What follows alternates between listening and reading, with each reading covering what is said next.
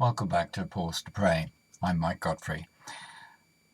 We recently in the UK had a national census, a means whereby the government every 10 years gathers information about every single address in the land, who lives there, the mix of people, and information about who they are, what they're like, something about their lifestyle. So that got me thinking a little bit about where do I dwell, and that led to all sorts of questions in my mind. Where's my dwelling place? Where's your dwelling place? Where are you most at home?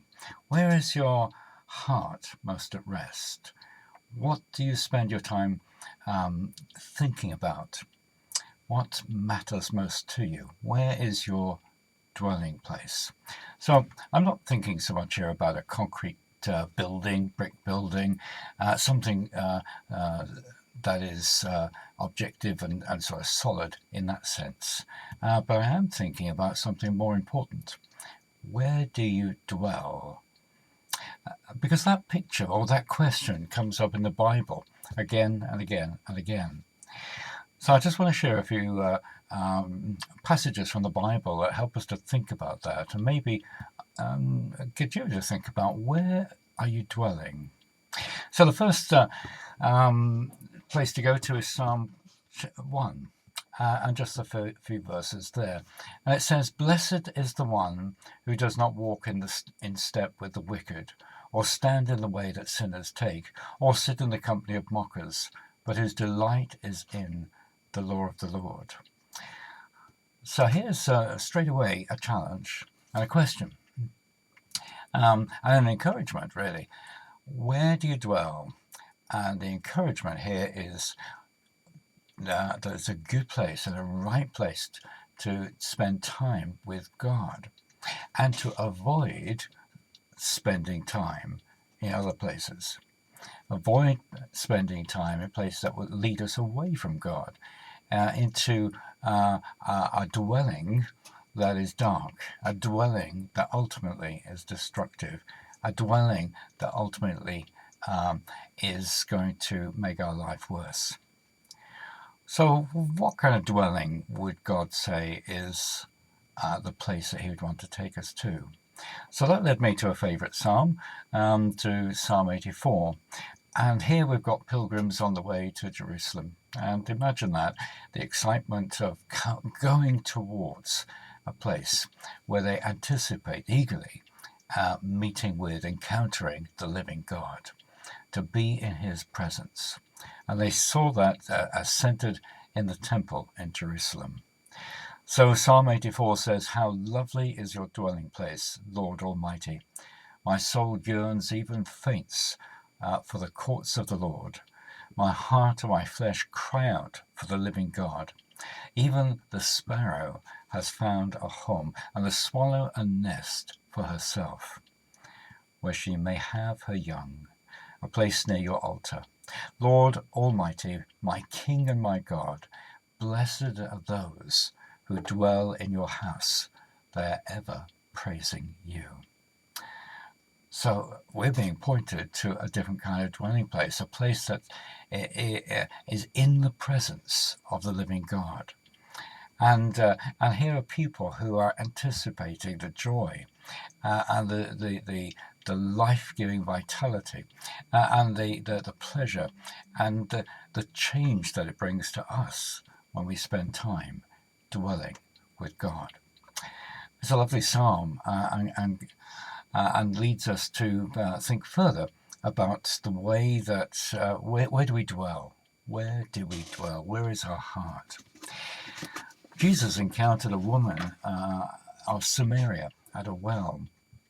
And we read a little bit about that in John chapter 4. And in verse 19 it says, "Sir," says the woman, "I can see you're a prophet. Our ancestors worshipped on this mountain, but you Jews claim that the place where we must worship is in Jerusalem." And it's interesting what Jesus says in reply. He says, "Woman, believe me, a time is coming when you will worship the Father, neither on this mountain nor in Jerusalem." That's pretty revolutionary. the temple, which had been the center of worship, of encountering, of being, of dwelling in God's presence. Jesus said there's a time coming when it will not be like that. There will not need to be a temple in Samaria. There will not need to be a temple in Jerusalem. There'll be an opportunity, it says. There'll be a time when we'll be able to everywhere worship God, everywhere dwell in his presence. There will be nowhere we will not encounter him. We don't have to go to those special places so far away. He is here. We can dwell in his presence. So that's something about moving away from a place to a person. The person becomes the dwelling place. Jesus, when he was being questioned by the Jewish authorities just before his crucifixion, he was saying, destroy this temple in John chapter 2, verse 19. Destroy this temple and I will raise it again in 3 days. And that completely puzzled the people as they listened to that. How can that be? Because they thought he was talking about the bricks and mortars, the stone temple that had taken so many years to build in Jerusalem. But he was talking about himself. Destroy this temple, destroy me on the cross, and I will raise it again in 3 days. This temple, referring to himself. And then in 1 Corinthians 3, verse 16, it goes on to give us even more amazing information. It says, don't you know that you yourselves are God's temple, and that God's Spirit dwells in your midst? The idea that, or the truth that as we put our trust in Jesus, as Jesus comes to dwell within us, that his Spirit resides in us, that his life is at home within us, that we are in communion with him internally and with other brothers and sisters together. He is there in the midst of us. God dwelling with us, we dwelling with him, living in his presence. And in 2 Corinthians chapter 6, verse 16, for we are the temple of the living God. As God has said, I will live with them and walk among them, and I will be their God, and they will be my people. And I just find that wonderful and true, that the dwelling place of God on earth at the moment is in his people, in every believer, everyone who trusts in him. I love going each year to a big Christian festival that's called New Wine. And there we'll get thousands and thousands of people together, each of whom, or so many of them, have a real living faith in Jesus. So they have him dwelling within them. But when they come together, there's an extraordinary sort of intensification of a sense of the presence of God, that God moves among his people in such a wonderful way. And you know that you're dwelling in his presence. We can know that at home in a much lesser way, but just as real. So we're back to that question again. And it's all about this amazing invitation of God, isn't it? Where are you most at home?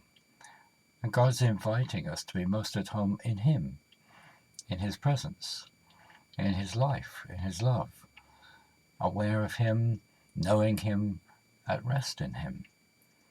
Where are you dwelling?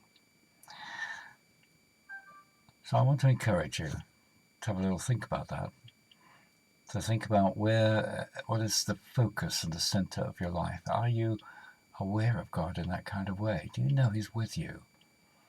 Do you know that he's inviting you to dwell with him every moment, every day, and to always know he is with us? And that was his promise, wasn't it? He said, I will never leave you. I will never forsake you. I won't abandon you. I will be with you. I'll be dwelling with you. So I pray that that's your experience too. And remember that he's inviting us to enter into these truths, these experiences, these realities. And if that's not real for you yet, it can be. God invites you into his presence, into his family, into his life. If you want somebody to pray with you, we'd love to be able to do that. And an easy way to do that is to go onto our church website, which is www.hillviewchurch.net. And just look at the tabs on the top, look for Connect, and send us a message. It could be anonymous. You can just put a name there. It doesn't have to be all your details, and just tell us what you'd like us to pray for, or if you want to talk. So we're thinking about the dwelling place of God, and the way that he says, I want you to come and dwell with me, not just for today, but forever. God bless you.